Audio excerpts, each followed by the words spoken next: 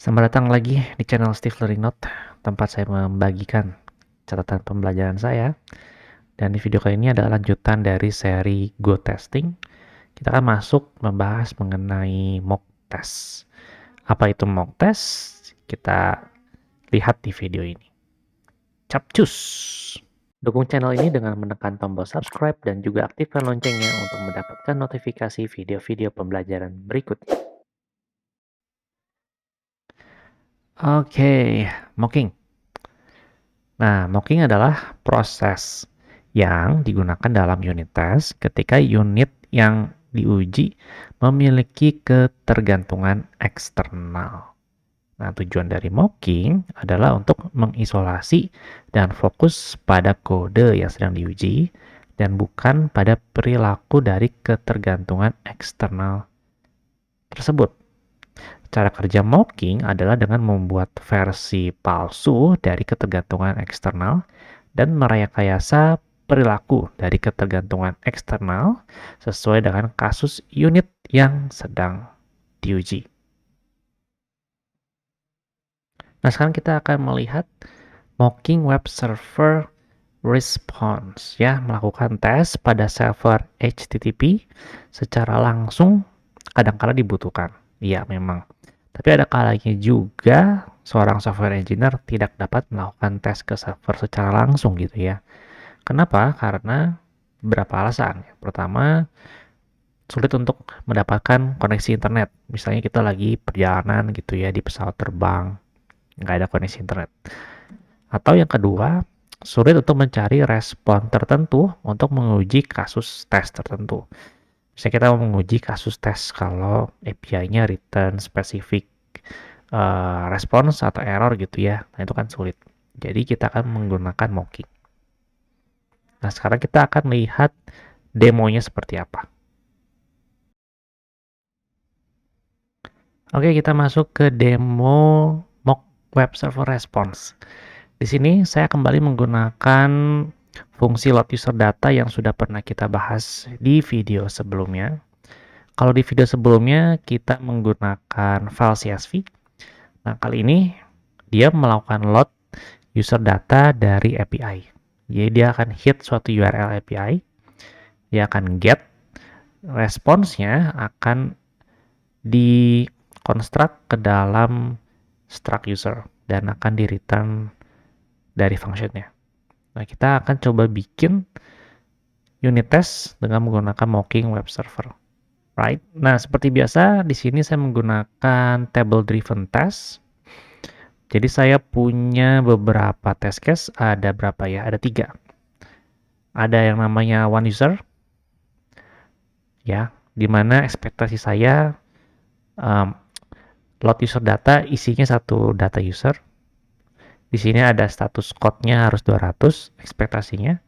Ekspektasi errornya nggak ada, false, dan ekspektasi data usernya adalah seperti ini. Oke, dan yang test case kedua, kalau ada 2 user, dan test case terakhir itu kalau API-nya error, return status code-nya 500. Nah, kita akan masuk ke bagian act dan assert-nya. Nah, di bagian act-nya di sini saya akan memanggil sebuah fungsi namanya mock server. Mock server adalah sebuah fungsi helper yang saya buat.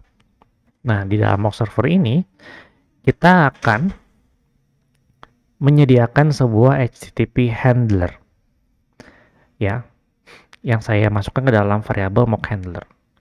Di dalam handler ini saya akan set response dari mock server. Ya, itu harus seperti apa. Nah, di sini saya akan set content type application JSON untuk memimik API-nya, karena kebetulan API-nya juga pakai application JSON.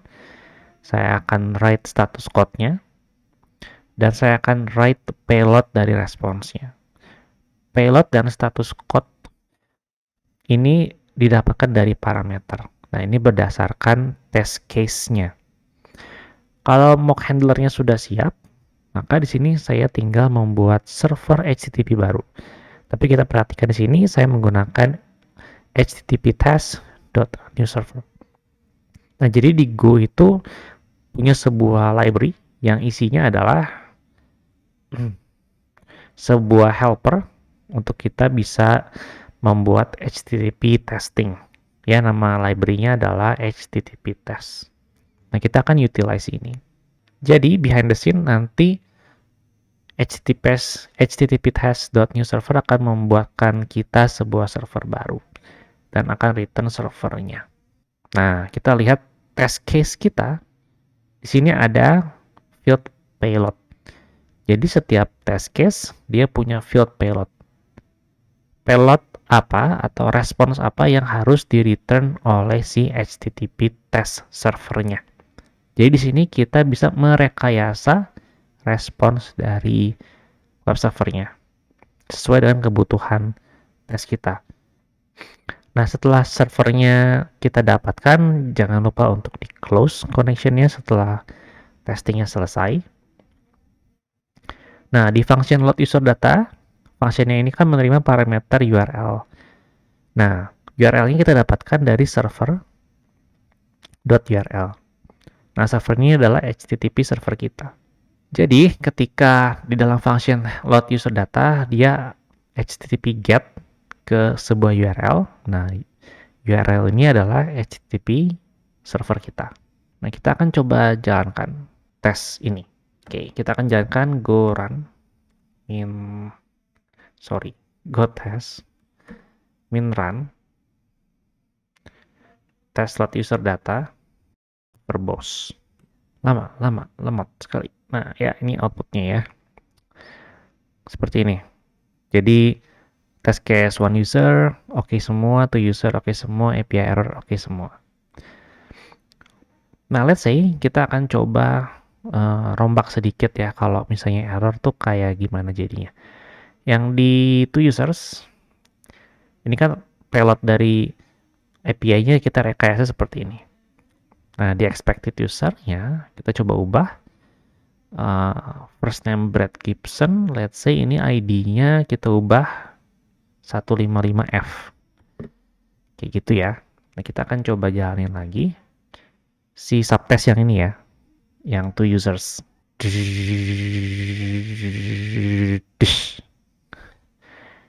Failed ya. Should get list of user ini X, artinya nggak sama. Nah, nggak samanya kenapa? Oh, ternyata yang diekspektasikan itu adalah F, tapi kita dapat E, jadinya dia nggak sama. Nah, jadi saya harap kalian bisa dengan jelas melihat kalau kita bisa merekayasa respons dari sebuah server ya, sesuai dengan kebutuhan kita. Nah, kalau kalian bertanya, ini saya caranya gimana mendapatkan difference ya, minus plus seperti ini. Ini caranya saya menggunakan sebuah third party package ya, namanya ini ya, Google Go CMP.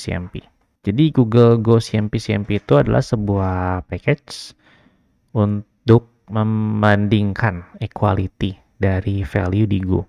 Nah, ini buatan Google.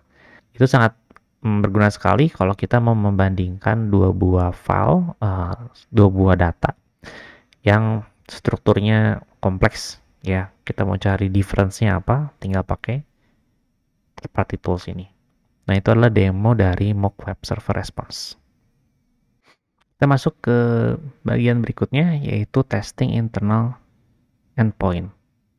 Nah, untuk melakukan unit test terhadap web API yang dibuat dengan mengirimkan mock HTTP request.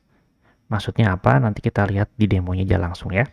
Oke, kita masuk ke demo mock web request. Ya. Jadi bayangkan kalau kita buat HTTP server, ya return sebuah JSON data, ya sebuah API. Nah, seperti biasa kita listen and serve ke suatu port gitu kan. Terus kita biasanya bikin handlers ya. Nah, di sini saya sudah menyiapkan sebuah handlers yang listen ke path/users, dia akan menjalankan handler get user. Nah, handler get user ini aku bikin simple aja. Dia akan terima method get. Terus respon statusnya oke, content type-nya application JSON. Yang akan di return datanya adalah si users ya. User sini apa? Dia JSON user. Simple kayak gitu. Nah, ceritanya kita bikin server yang serving API ini. Nah, cara tesnya gimana kalau kita mau ngetes endpoint ini? Berarti kan kita harus punya mekanisme bisa ngirimin request ke server kita, gitu ya. Nah, caranya gimana? Caranya, di sini saya sudah membuatkan function test get user. Masih menggunakan table driven test. Kita lihat field dari arrangement-nya, ada label untuk nama tesnya, URL. Ini dari, maksudnya adalah path dari API yang mau kita tes, method. Ini adalah request methodnya apa. Kemudian expected status code dari API kita dan expected response dari API kita. Di sini saya punya satu test case, jadi labelnya sukses. Gimana kalau misalnya API saya sukses gitu ya. Nah, URL-nya user, metodenya adalah get, statusnya oke, expected response-nya JSON ini. Ya, kita tulis di sini. Nah, cara melakukan testingnya, pertama-tama kita buat dulu dummy request-nya. Ya, pakai metode dari HTTP test namanya new request. Kita masukin aja metodenya dari test case kita, URL-nya, dan body-nya kalau ada. Nah, di sini aku nggak pakai body. Jadi aku set nil aja. Nah, terus aku bikin juga W atau W. Dia adalah new recorder. Nah, dia adalah sebuah HTTP response recorder. Nah, terus kita akan set si W dan R ini kemana? Ke default serve HTTP. Right. Jadi kita akan jalankan sebuah server di mana dia dia akan terima response letternya adalah W dan dia akan terima requestnya adalah R. Ya, jadi nanti semua respons yang diterima oleh si server default serve max ini di-report sama W yang requestnya datang dari R. Kurang lebih kayak gitu. Nah, kenapa saya pakai default serve max itu kebetulan karena handler saya registernya di default serve max ya. Jadi tergantung code kalian, di-adjust aja. Nah, seperti biasa setelahnya di sini saya melakukan assert terhadap status code-nya sesuai tidak dengan apa yang saya ekspektasikan dan juga responsnya. Kita akan coba jalankan. Right. Go test min run test get user min v. Oke, nah ini adalah contoh dari outputnya seperti ini. Jadi dengan menggunakan mock web request, kita bisa mengirimkan request yang kita rekayasa dan juga kita bisa listen dari respons dari web server yang kita buat di unit test kita. Oke, kita lanjut ke mocking interface. Mocking interface yang membuat versi palsu dari ketergantungan eksternal dengan memanfaatkan interface ya untuk merekayasa perilaku dari ketergantungan eksternal tersebut. Jadi kalau kalian ingat di video pertama itu kita bahas tentang dependency injections principle ya. Nah, itu kan maksudnya modul A, modul B berkomunikasi dengan menggunakan interface. Nah, sekarang interface-nya itu kita rekayasa dengan menggunakan mocking. Nah, ada dua cara. Yang pertama, kita bikin sendiri mocking interface-nya secara manual.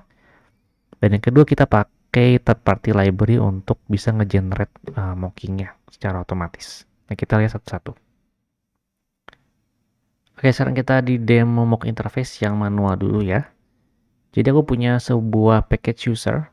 Oke, dia punya sebuah service. Nah, service-nya ini dia punya metode create user. Ya, ceritanya bisa dipakai untuk membuat user baru. Nah, cara kerjanya dia karena untuk membuat user baru harus ceritanya cek dulu apakah username sudah eksis di dalam database atau enggak gitu kan. Nah, itu dia pakai store.getUser by username. Nah, store itu apa? Dia adalah dependensi dari service create user. Jadi dia ada store layer-nya ya.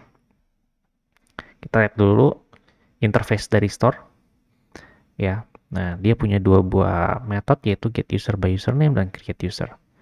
Jadi package user, dia berkomunikasi dengan package layer database-nya user itu dengan interface ya, jadi nggak langsung import. Nah, kemudian setelah dicek apakah usernya ada atau enggak, kalau misalnya nggak ada, berarti bisa lanjut. Di sini passwordnya kita hash, terus kita masukkan ke dalam database menggunakan metode create user. Nah, kita mau rekayasa metode atau interface dari store-nya. Nah, caranya kita bikin sendiri mock-nya. Jadi saya di sini sudah menyiapkan sebuah file mockstore.go. Isinya adalah mock dari store interface kita. Di sini saya punya field, punya struct mockstore struct. Ya, dia punya dua buah field. Yang pertama adalah fake get user by username. Dia ada sebuah functions yang apa ya, yang API-nya ini, kalau kalian lihat, sama dengan yang kita define di interface-nya. Saya punya fake create user di sebuah function yang API-nya juga sama dengan interface-nya. Mockstore, ini dia punya dua buah metode, yaitu get user by username dan create user. Ya kan, dua implementasi metode itu harus karena supaya nanti bisa kita masukkan ke dalam sebagai store interface. Nah, di dalamnya dia ngapain? Jadi siapapun yang memanggil metode get user by username atau create user dari Mockstore, dia bakal simply ngejalanin function yang kita set di struct-nya. Nah, ini kita bisa rekayasa dengan mengatur behavior dari function fake get user by username dan fake create user-nya. Implementasinya seperti apa?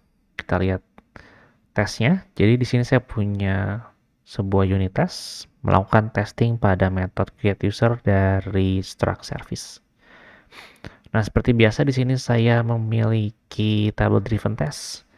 Ya, ada label, ada get context untuk mengatur konteks, mock store yang ya ini adalah mock untuk layer store kita, argumen untuk function yang mau kita isi dan expected error-nya apa. Di sini saya punya 1, 2, 3 buah test case. Yang pertama adalah user created, usernya berhasil di create. Kita perhatikan saja yang bagian mock store-nya. Di bagian mock store-nya di sini kita rekayasa kalau nanti si store layer-nya memanggil get user by username, maka di sini saya akan return user kosong dan user not found. Artinya usernya dengan username tersebut nggak ada, belum ada di database, jadi bisa lanjut. Dan ketika melakukan create user, di sini saya return nil error-nya. Jadi anggapnya berhasil di create user ya. Nah, kurang lebih seperti itu. Menggunakan mocking yang kita buat sendiri. Nah, selanjutnya saya akan tunjukkan menggunakan mocking framework. Oke, kita masuk ke demo interface, mocking interface ya, menggunakan framework. Framework yang saya pakai di sini adalah GoMock ya. Kalau kalian nanti install, di dalamnya ada dua komponen, yaitu si GoMock-nya sendiri, dan juga ada sebuah tools atau binary namanya Mockkin. Nanti kita lihat fungsinya Mockkin dan si GoMock-nya itu apa. Nah, kita langsung aja lihat contoh code-nya. Di sini saya masih memiliki package yang sama user, tidak ada perubahan, kecuali di bagian store interface-nya. Kalau kalian lihat di sini saya menggunakan GoGenerate ya. GoGenerate ada sebuah fitur di mana dia bisa mampu mengeksekusi suatu komen yang kita definisikan dengan hanya melakukan pengetikan komen go spasi generate. Nah, dalam hal ini kalau nanti kita panggil go spasi generate, dia akan menjalankan komen dari tools Mockkin. Nah, Mockkin ini adalah sebuah tools yang tadi kalau kalian install mock yang framework dari Golang itu, dia akan membuat secara otomatis mock struct-nya. Nah, ketika dijalankan Mockkin ini, dia akan secara otomatis nanti membuat sebuah file dengan nama stormmock_test.co seperti ini. Nah, framework Gomok tadi membawakan sejumlah fitur yang kita tidak punya ketika kita memiliki atau membuat sendiri mocknya secara manual. Fitur-fitur seperti apa nanti kita bisa lihat di contoh test case kita. Kita masuk ke test case yang kita sudah buat menggunakan Gomok ya, atau Mockyan tadi. Test service underscore create user. Nah, di sini sama seperti yang tadi ya, serupa tapi tak sama. Yang membedakan adalah function set mock-nya. Kalau dia manual, kita bikin sendiri struct-nya. Nah, kalau di sini kita harus set dulu controller dari Gomok ya. Ya, terus kemudian kita initialize mock dari store-nya. Nah, mock store-nya ini kita set ekspektasinya per test case. Jadi, kalau di test case user created, ekspektasi saya adalah nanti function saya yang saya tes itu akan memanggil function get user by username dengan parameter any dan admin. Parameter argumen pertama itu konteks, jadi saya nggak peduli dia harus tepat seperti apa konteks value-nya. Tapi saya harus memastikan kalau argumen kedua itu adalah admin. Kemudian return dari function ini apa? Empty user, error user not found. Oke, kita coba jalankan yang menggunakan mock interface ini. Go test min run min v. Tereksekusi dengan berhasil. Kita coba kita modifikasi. Kalau misalnya argumennya bukan admin yang dipassing, kita tambahin s. Ya, kita eksekusi dan hasilnya adalah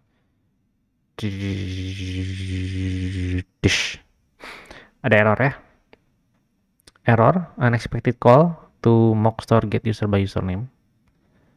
Gitu ya. Nah, karena apa? Karena expected call user test.go doesn't match the argument at index 1. Dapatnya admin dari function kita itu admin, tapi ekspektasi kita adalah admins. Ya. Jadi yang benar kan admin. Bisa juga menggunakan dot times. Let's say ekspektasi kita adalah function get user by username ini dipanggil 2 kali. Right. Kita tes lagi. Dan hasilnya adalah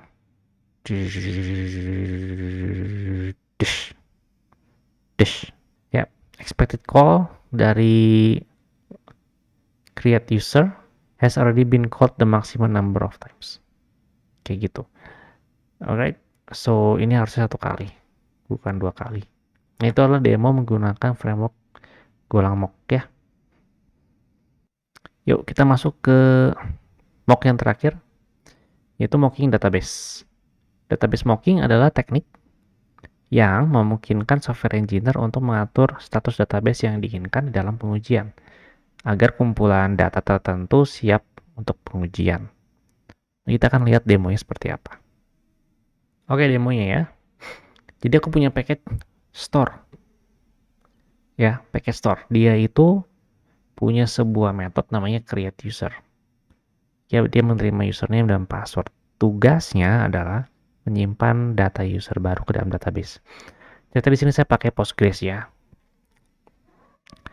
Jadi apa yang dilakukan sama function ini? Dia akan melakukan beberapa hal ke database. Yang pertama adalah dia akan ping dulu connection ke database-nya, ya terhubung atau enggak gitu kan. Terus dia akan memulai transaction dan dia akan memulai menyiapkan konteks, preparation konteks ya. Jadi ini adalah query statement ya.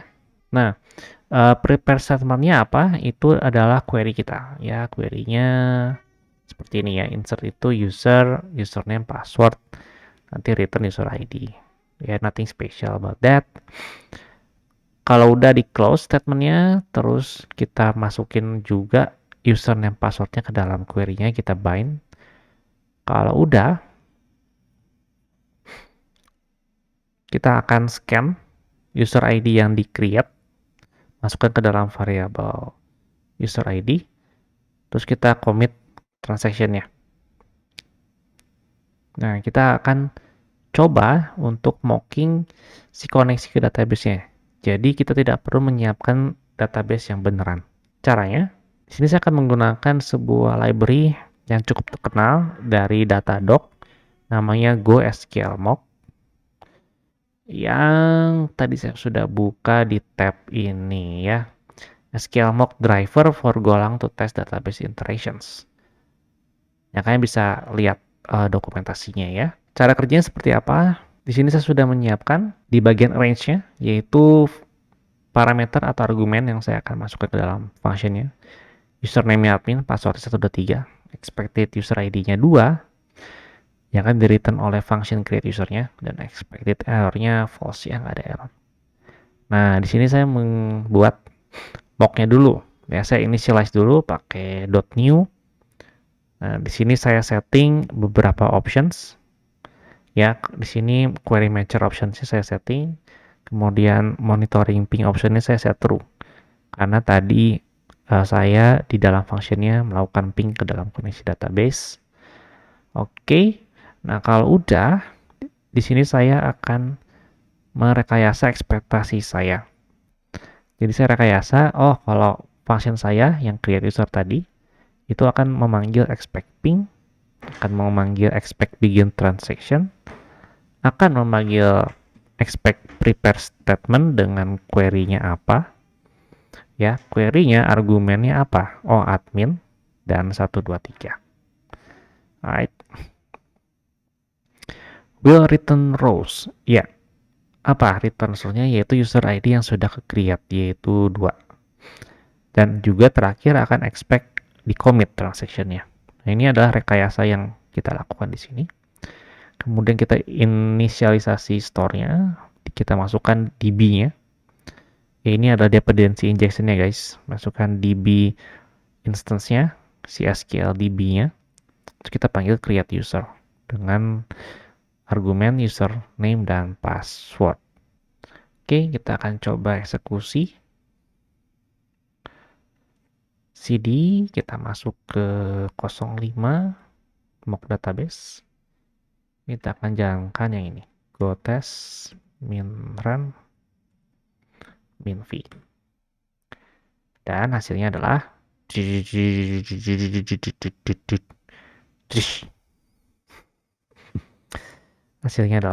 ya sukses ya.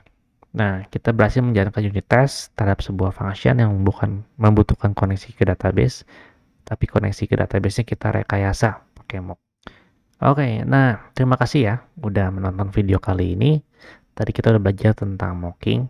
Nah, ada kalanya mocking itu nggak cukup ya. Ada kalanya kita pengen ngetes dengan real database ya, supaya interaksi dan datanya itu real. Nah, itu caranya gimana? Kita bisa melakukan yang namanya integration test dengan menggunakan container. Nah, stay tune di video berikutnya.